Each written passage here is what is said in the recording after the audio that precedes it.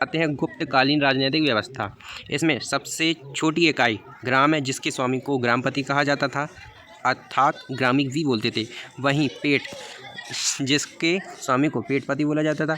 वहीं इसके ऊपर आती है इकाई विषय, जिसके स्वामी को विषयपति कहा जाता था। उसके ऊपरी इकाई भुक्ति है, जिसके स्वामी को उपरिक बोलते थे। उसके ऊपर की इकाई देश है, जिसे गोपना, जिसके स्वामी को गोपना या गोपत्री कहते थे।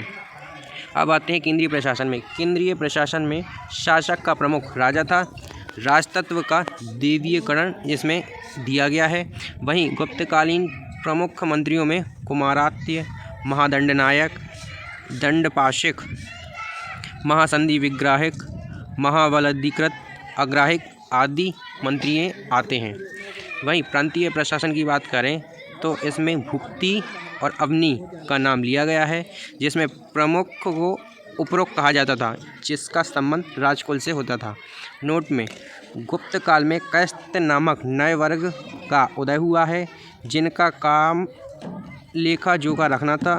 कायस्थ शब्द का प्रथम उल्लेख याज्ञवल्क्य स्मृति में किया गया है। वहीं गुप्तकालीन समाज की बात करें, यहाँ पे वर्ण व्यवस्था का प्रचलन था, जो कि जन्म पर आधारित थी। फाहियान ने चंडाल का उल्लेख किया है। ब्राह्मणों को ग्रामदान की प्रथा यहीं से प्रारंभ हुई है। शूद्रों की स्थिति में सुधार हुआ है। नारद स्मृति से 15 प्रकार के दासों की सूची बनाई गई है। वहीं स्त्रियों की स्थिति की बात करें तो इन्हें पुराण सुनने का अधिकार था। पर्दा प्रथा, सती प्रथा और नियोग प्रथा व बाल विवाह सब यहाँ पे बंद था। वहीं दयनीय स्थिति में स्त्री को पुरुष की निजी संपत्ति मानते थे। वहीं देवदासी प्रथा भी थी। इसी के साथ आते हैं गुप्तकालीन अर्थव्यवस्था। गुप्तकालीन अर्थव्यवस्था में भू राजस्व कुल का उत्पादन 1/4 से 1/6 हुआ करता था। वहीं गुप्त काल में बलाश्रम विष्टि राज्य के लिए आय का एक स्रोत माना जाता था। इसे जनता द्वारा दिए जाने वाला कर भी माना जाता था। आर्थिक उपयोगिता के आधार पर निम्न प्रकार की भूमि होती थी, जिसमें क्षेत्र जो कृषि योग्य भूमि थी, वहीं वास्तु जो वास्य योग्य भूमि थी, वहीं चारागाह जो पशुओं के चारा के लिए भूमि थी, शिल एक ऐसी भूमि जिसे जोता ना जा सके, वहीं अपरहत एक ऐसी भूमि जो जंगली होती थी।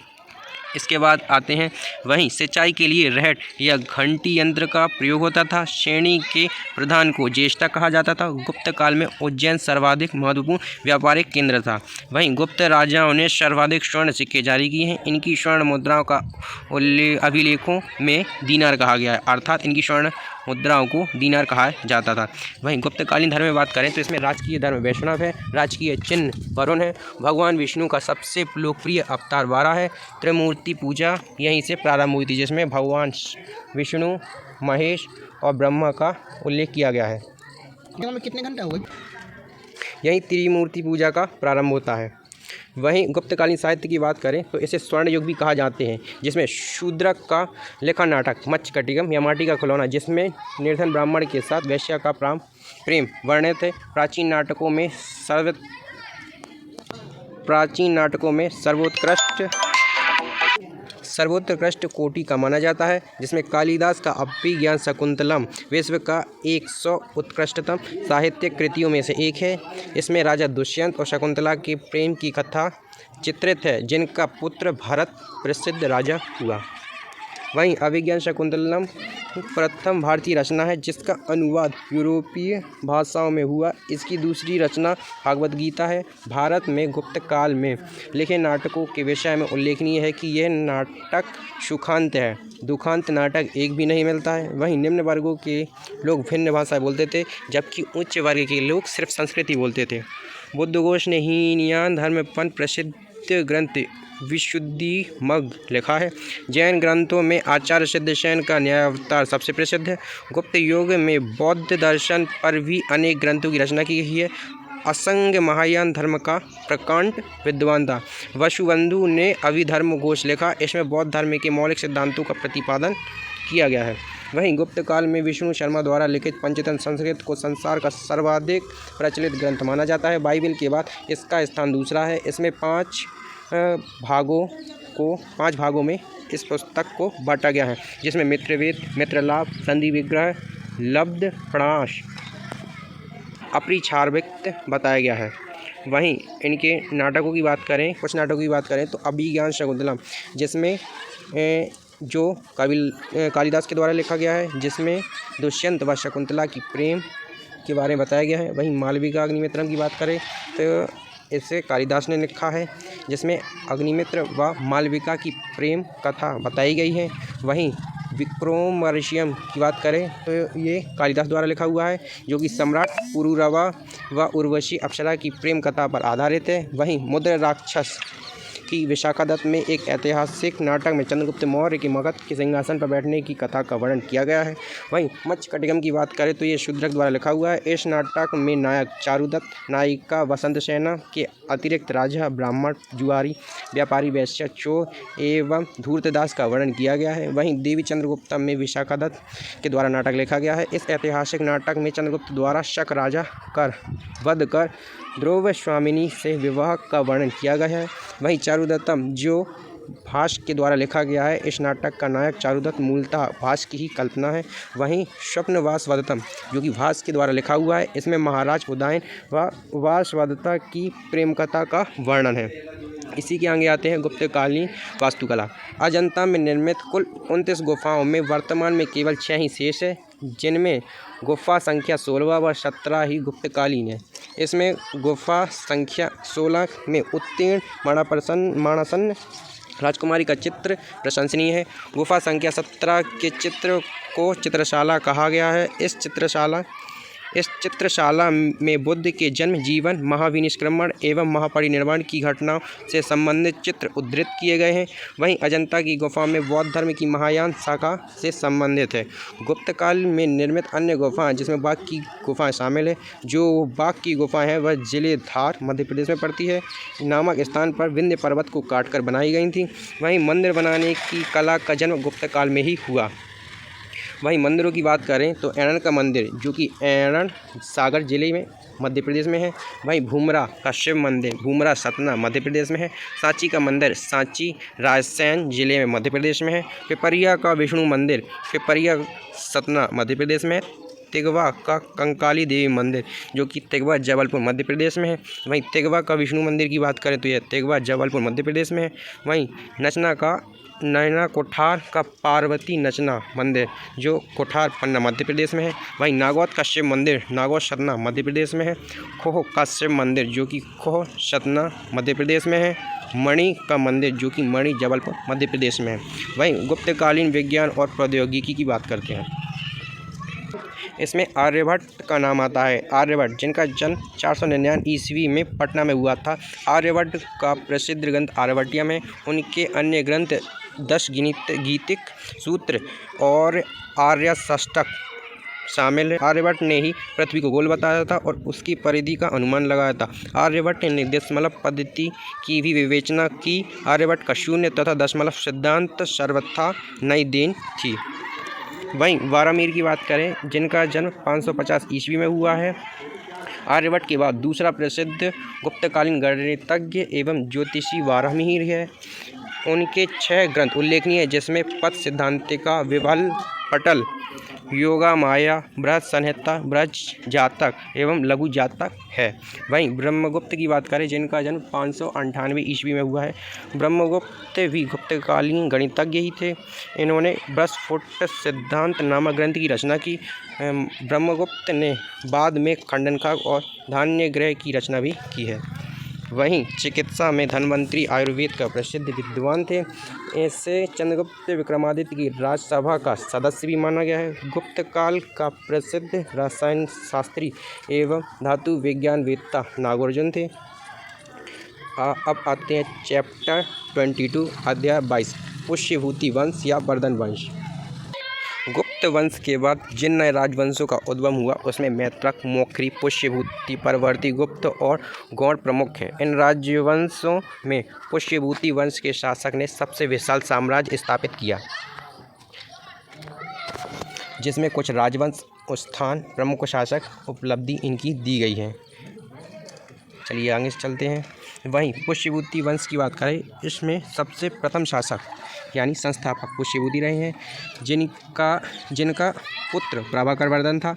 इन्हीं के पुत्र राज्यवर्धन व हर्षवर्धन इसमें शामिल है। संस्थापक पुष्यभूति है, जिन्होंने अपनी राजधानी थानेश्वर, जो कि कुरुक्षेत्र के पास ही पड़ती है, हरियाणा में है। इन प्रमुख शासकों में पुष्यभूति वंश जो है वो पुष्यभूति से प्रारंभ हुआ। वहीं इनका लड़का प्रभाकर वर्धन है, जिन्होंने विवाह यशोमती से किया। उसके बाद उन्हें राज्यवर्धन, हर्षवर्धन व राजश्री का नाम आता है। जो प्रभाकर वर्धन है वह प्रथम स्वतंत्र शासक था, जिसने परम भट्टारक व महाराज धीराज की उपाधि धारण की थी। वहीं राज्यश्री का विवाह राजा ग्रहवर्मा से हुआ, जो कि मुखरी नरेश के नाम से जाने जाते थे। मालवा के शासक देवगुप्त ने ग्रहवर्मा की हत्या कर दी थी और राज्यश्री को बंदी बनाकर कारागार में डाल दिया। राज्यवर्धन ने देवगुप्त को मार डाला, क्योंकि उसके जीजा जी को देवगुप्त ने मार दिया था, इसीलिए राज्यवर्धन ने देवगुप्त को मार डाला। वहीं देवगुप्त के मित्र गौड़ नरेश शशांक ने धोखा देकर राज्यवर्धन को मार दिया, जिसके बाद हर्षवर्धन ने गौड़ नरेश शशांक को मार दिया। शशांक, जो कि शैव धर्म का अनुयायी था, इसने बोधि वृक्ष को कटवा दिया। वहीं आते हैं हर्षवर्धन। हर्षवर्धन का जन्म 606 यानी 16 वर्षों की आयु में शासक बना। इसने शिलादित्य की उपाधि धारण की। इसकी राजधानी कन्नौज थी।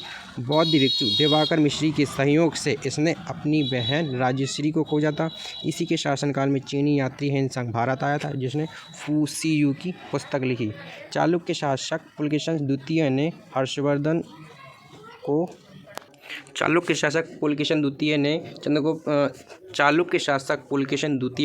राजा हर्षवर्धन को मार गिराया, जिसकी जानकारी रवि कीर्ति के अहवल अभिलेख में मिलती है, जिसमें कश्मीर छोड़कर पूरे भारत पर हर्ष के राज्य का अधिकार भी बताया गया है, जो कि भारत का अंतिम हिंदू सम्राट भी रहा। वहीं हर्षकालीन तथ्यों की बात करें तो इसमें दरबारी कवि बाणभट्ट है, जिनके द्वारा हर्षचरित व कादम्बरी लिखा गया है। वहीं मयूर भी एक कवि रहे हैं, जिन्होंने मयूर शतक या सूर्य शतक भी लिखा है। वहीं हर्षवर्धन भी कवि ही थे, जिन्होंने नागानंद, रत्नावली व प्रियदर्शिका लिखी है, जो कि संस्कृत भाषा में है। हर्ष प्रारंभ में शैव, परंतु बाद में बौद्ध धर्म के अनुयायी हो गए। वो बौद्ध धर्म की महायान शाखा से जुड़ गए थे। हर्ष के समय में नालंदा महाविहार महायान बौद्ध धर्म की शिक्षा का प्रधान केंद्र था। हर्ष के समय में प्रयाग में प्रति 5वें वर्ष एक समारोह आयोजित किया जाता था, जिसमें महामोक्ष परिषद का गठन होता था, जहां हेनसांग स्वयं 6वें समारोह में सम्मिलित हुआ। अब आते हैं हर्षकालीन प्रशासन पे। हर्ष के अधीनस्थ शासक महाराज अथवा महासामंत कहे जाते थे। हर्ष की मंत्री परिषद के मंत्री को सचिव या अमात्य कहा जाता था। प्रशासन की सुविधा के लिए हर्ष का साम्राज्य कई प्रांतों में विभाजित था। प्रांत को भुक्ति कहा जाता था। प्रत्येक भुक्ति का शासक स्थानीय, राजस्थानीय, उपरिक्त अथवा राष्ट्रीय कहलाता था। वहीं भुक्ति का विभाजन जिलों में हुआ है। जिले की संज्ञा थी विषय, जिसका प्रधान विषयपति होता था। विषय के अंतर्गत कई पाठक, जो आधुनिक तहसील के नाम से जाने जाते थे। वहीं ग्राम शासन की सबसे छोटी इकाई थी, जिसमें ग्राम शासन का प्रधान ग्रामक्ष पाटले कहा कुंतल जाता था। वहीं पुलिसकर्मियों को चाट या भाट कहा जाता था, जो कि दंड पार्षद या दंडिक पुलिस विभाग के अधिकारी होते थे। वहीं हर्षचरित में सिंचाई के साधन के रूप में तुला यंत्र, जिसे जलपंप का उल्लेख मिलता है। हर्ष के समय मथुरा सूती वस्त्रों के निर्माण के लिए प्रसिद्ध था। हर्षचरित में प्रांतीय शासक के लिए लोकपाल शब्द का प्रयोग किया गया है।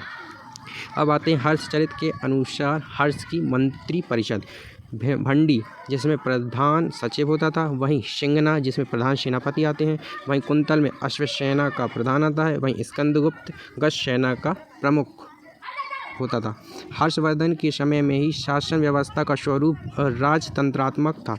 राजा अपनी देवीय उत्पत्ति में विश्वास करता था। हर्ष ने पदाधिकारियों को शासन पत्र सनद के द्वारा जमीन देने की प्रथा चलाई थी।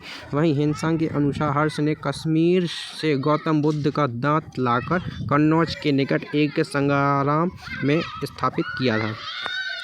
अब आते हैं चैप्टर 23 अध्याय 23 दक्षिण भारत के प्रमुख राजवंश, जिसमें पल्लव, चोल, राष्ट्रकूट, चालुक्य में कल्याणी के चालुक्य, वातापी के चालुक्य और वेंगी के चालुक्यों का नाम है।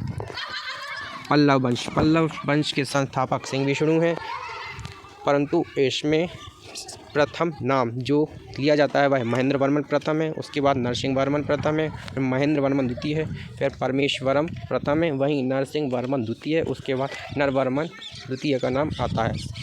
वल्लभ वंश के संस्थापक सिंह विष्णु हैं। इन्हें अपनी राजधानी कांची, जो कि तमिलनाडु में कोच्चिपुरम है, उसको कहते थे, इन्होंने अपनी राजधानी कांची रखी। वहीं मत विलास प्रवसन की रचना महेंद्र वर्मन ने की थी। महेंद्र वर्मन शुरू में जैन मतावलंबी था, परंतु बाद में तमिल संत अप्पर के प्रभाव में आकर उसने शैव धर्म का अनुयायी हो गया। महाबलीपुरम की एकाश्म मंदिर जिन्हें रथ कहा गया, उनका निर्माण पल्लव राजा नरसिंह वर्मन प्रथम के द्वारा करवाया गया था। वहीं वातापी कोंड व महामल्ल की उपाधि नरसिंह वर्मन प्रथम ने धारण की थी। इसके शासनकाल में ही चीनी यात्री हुएंगशांग कांची आया था। वहीं परमेश्वरम वर्मन प्रथम शैव धर्म का अनुयायी था। उसने लोकादित्य, एकमल्ल, हृदय, अजन्य, उग्रदंड, गुणाभाजन आदि की उपाधियां ग्रहण की थी। इसने मामल्लपुरम में गणेश मंदिर का निर्माण करवाया था। वहीं अरबों के आक्रमण के समय पल्लवों का शासक नरसिंह वर्मन द्वितीय था। उसने कांची के कैलाशनाथ मंदिर का निर्माण करवाया, जिसे राजसिद्धेश्वर मंदिर भी कहा जाता है। इसी मंदिर के निर्माण से द्रविड़ स्थापत्य कला की शुरुआत हुई, जिसे महाबलीपुरम में शोर मंदिर का निर्माण नरसिंह वर्मन द्वितीय ने किया है। वहीं चोल वंश में की बात आते हैं तो इसमें चोल वंश का संस्थापक विजयालय को कहा जाता है, जिन्होंने अपनी राजधानी तंजावुर ही रखी। वहीं तंजावुर का वास्तुकार कुंजन मल्लन राजा पेरुचरितन थे। चोलों का स्वतंत्र राज्य आदित्य प्रथम ने स्थापित किया। पल्लवों पर विजय पाने के उपरांत आदित्य प्रथम ने कोंडराम की उपाधि धारण की। राजा प्रथम ने श्रीलंका पर आक्रमण किया। वहां के राजा महिम को भगाकर श्रीलंका के दक्षिणी जिला रोहण जिला में शरण लेनी पड़ी थी उन्हें। राजराज प्रथम शैव धर्म के अनुयायी था। इसने तंजौर में राजराजेश्वर का मंदिर बनाया। चोल साम्राज्य का सर्वाधिक विस्तार राजेंद्र प्रथम के शासनकाल में ही हुआ। बंगाल के पाल शासक महिपाल को पराजित करने के बाद राजेंद्र प्रथम ने गंगे कटचोल की उपाधि धारण की थी। वही कलतुंगु द्वितीय ने चिदंबरम मंदिर में स्थित गोविंदराज जैसे विष्णु की मूर्ति को समुद्र में फेंक दिया था। कालांतर में वैष्णव आचार्य रामानुजाचार्य ने उक्त मूर्ति का पुनरुत्थान किया और उसे तिरुपति मंदिर में प्राण प्रतिष्ठान किया। वहीं स्थानीय स्वशासन चोल प्रशासन की मुख्य विशेषता थी और सर्वसाधारण लोगों की समिति थी, जिसका कार्य होता था सार्वजनिक कल्याण के लिए तालाबों और बगीचों के निर्माण हेतु गांव की भूमि का अधिग्रहण करना। वहीं सभा या महासभा यह मूलतः अगारों और ब्राह्मण वस्त्रियों की सभा थी, जिसके सदस्यों को पेरुमक्कल कहा जाता था। व्यापारियों की सभा को नगरम कहते थे। वहीं पर्सी ब्राउन ने तंजौर के बृहदीश्वर मंदिर के विमान को भारतीय वास्तुकला का निकष माना है। चोलकालीन नटराज प्रतिमा को चोल कला का सांस्कृतिक सार या निचोड़ कहा है। वहीं चोलकाल 10वीं शताब्दी का सबसे महत्वपूर्ण बंदरगाह कावेरी पट्टनम था। विष्णु के उपासक को अलवर, वहीं शिव के उपासक को नैनाशंत्र कहा गया है। अब आते हैं राष्ट्रकूट पे। राष्ट्रकूट जिसके संस्थापक दंतिदुर्ग हैं, परंतु इनके प्रमुख शासकों में कृष्ण प्रथम, ध्रुव, गोविंद तृतीय, अमोघवर्ष, कृष्ण द्वितीय, इंद्र तृतीय, कृष्ण तृतीय का नाम आते हैं। राष्ट्रकूट वंश के संस्थापक दंतिदुर्ग है। शुरुआत में वे वाकाटक के चालुक्य राजाओं के अधीन थे। इनकी राजधानी मानकेर या मानेखेत थी, जो कि वर्तमान मालखेड़ शोलापुर के निकट थी। वहीं एलोरा के प्रसिद्ध कैलाश मंदिर का निर्माण कृष्ण प्रथम ने करवाया था। ध्रुव राष्ट्रकूट वंश का पहला शासक था जिसने कन्नौज पर एक अधिकार करने हेतु त्रिपक्षीय युद्ध में भाग लिया था। त्रिपक्षीय युद्ध मतलब जिसमें 3 पक्ष शामिल थे अर्थात 3 राजाओं ने एक राज्य को पाने के लिए युद्ध किया था, जिसमें प्रतिहार नरेश वत्सराज एवं पाल नरेश धर्मपाल को पराजित किया। वहीं एलोरा एवं एलिफेंटा की गुफाएं, जो कि महाराष्ट्र गुहा मंदिरों का निर्माण राष्ट्रकूटों के समय में हुआ। एलोरा में 34 शैलग्रस्त गुफाएं हैं। इसमें 1 से 12 तक बौद्ध, 12 से 29 तक हिंदुओं एवं 30 से 34 तक जैनों की गुफाओं का वर्णन है। बौद्ध गुफाओं में सबसे प्रसिद्ध विश्वकर्मा गुफा, जिसकी संख्या 10 है। इसमें एक चैत्य है।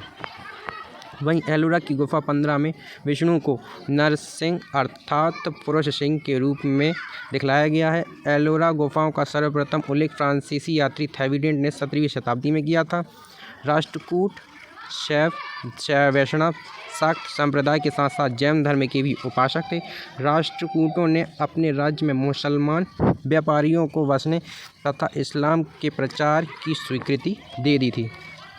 अब आते हैं चालुक्य वंश, जिसमें सबसे पहले नाम आता है कल्याणी के चालुक्य, जिसमें प्रमुख शासकों में तैलप प्रथम, तैलप द्वितीय, विक्रमादित्य, जयसिंह, सोमेश्वर द्वितीय, विक्रमादित्य सिक्स्थ, सोमेश्वर द्वितीय, तैलप तृतीय का नाम आता है। कल्याणी के चालुक्य वंश की स्थापना तैलप द्वितीय ने की थी। राजधानी के रूप में इन्हें मन्यखेट मिला है। वहीं सोमेश्वर प्रथम ने मन्यखेट से राजधानी हटाकर कल्याणी, जो कि कर्नाटक में है, को बनाया। इस वंश का सबसे प्रतापी शासक विक्रमादित्य छठवां था। वहीं बेलहर एवं विज्ञानेश्वर विक्रमादित्य छठवें के दरबार में ही रहते थे। वहीं मिताक्षरा, जो कि हिंदू विधि ग्रंथ है, याज्ञवल्क्य स्मृति पर व्याख्या नामक ग्रंथ की रचना महान विधिवेत्ता विज्ञानेश्वर ने की थी। विक्रमांक देव चरित की रचना बेलहर ने की थी। इसमें विक्रमादित्य सिक्स्थ के जीवन पे प्रकाश डाला गया है। वहीं आते हैं वातापी। वातापी में प्रमुख शासकों में पुलकेशिन प्रथम, कीर्तिवर्मन, पुलकेशिन द्वितीय, विक्रमादित्य, विनयादित्य, विजयादित्य का नाम आता है। जयसिंह ने वातापी के चालुक्य वंश की स्थापना की, जिसमें इन्होंने राजधानी वातापी रखी, जो बीजापुर के निकट है। वहीं पुलकेशिन द्वितीय ने हर्षवर्धन को हराकर परमेश्वर की उपाधि धारण की थी।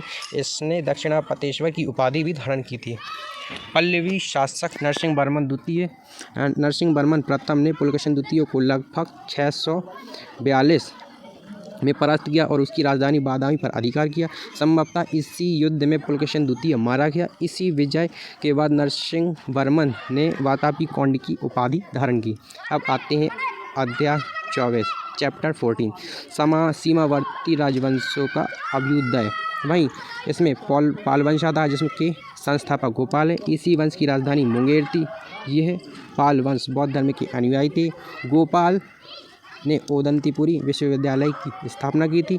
इसमें पाल वंश का सबसे महान शासक धर्मपाल को कहा जाता है, जिसने विक्रमशिला विश्वविद्यालय की स्थापना की थी। कन्नौज के लिए त्रिपक्षीय संघर्ष में पाल वंश, गुर्जर प्रतिहार एवं राष्ट्रकूट वंश के बीच में हुआ था। इसमें पाल वंश की ओर से सर्वप्रथम धर्मपाल ही शामिल हुआ था।